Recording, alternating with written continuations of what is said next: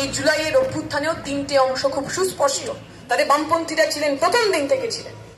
তারা হাসিনা স্বৈরাচারের বিরুদ্ধে রাস্তায় নেমেছেন, প্রথম দিন থেকে নেমেছেন। একই সঙ্গে সেকুলার প্রগতিশীল মানুষ ছিলেন, শাহবাগ আন্দোলনে যারা ভাগ নিয়েছিলেন, যারা স্পষ্ট করে বলেছিলেন বাংলাদেশের সংবিধানে ধর্ম নিরপেক্ষ শব্দটাকে রাখতে হবে, বাংলাদেশ ইসলামী রাষ্ট্র হবে না। এবং এই একই সঙ্গে জামাতে ইসলামীও ছিল। আপনাদের একটা ছবি মনে থাকবে, যখন জুলাইয়ের শেষের দিকে এই অভ্যুত্থান হচ্ছে, বেগম রোকেয়ার ছবি খুব স্পষ্ট ভাবে ছিল মিছিলগুলোতে, ছিল না? কে বেগম রোকেয়া? পশ্চিমবঙ্গের বেগম রোকেয়া, কলকাতার বেগম রোকেয়া, যে রোকেয়া শাখাবাদ মেমোরিয়াল স্কুল তৈরি করেছিলেন, বাংলার মেয়েদের জন্য প্রথম স্কুল তিনি তৈরি করেছিলেন।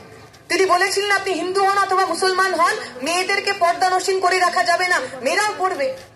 রোকেয়া কোনদিনও স্কুল যেতে পারেননি, বাড়িতে পড়াশোনা করে শিখেছিলেন, কিন্তু বুঝেছিলেন শিক্ষার আলো যদি মেয়েদের কাছে না পৌঁছায় তাহলে একটা জাতি এগোতে পারে না, প্রগতির দিকে যেতে পারে না।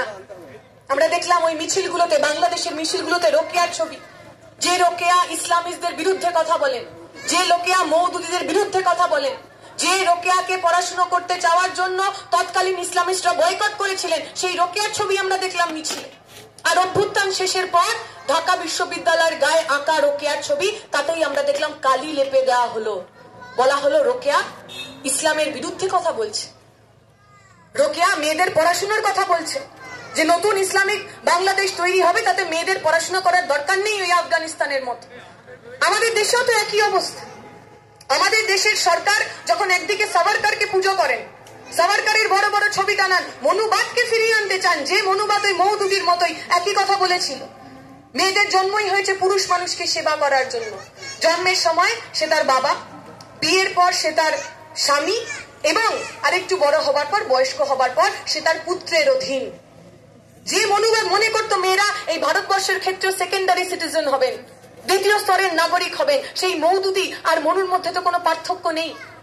তাই আমরা যেমন ভারতবর্ষে দাঁড়িয়ে মনুবাদের বিরুদ্ধে লড়াই করছি, আরএসএস বিজেপির বিরুদ্ধেও লড়াই করছি, বাংলাদেশে এমন বহু মানুষ রয়েছেন যারা জামাতে ইসলামের বিরুদ্ধে লড়াই করছেন। বিশ্বাস করুন, যে মানুষ ওই আমাদের ফ্ল্যাগ মাটিতে পেতে পাড়িয়ে চলে যাচ্ছেন তার বিরুদ্ধেও কথা বলার লোক বাংলাদেশে রয়েছে।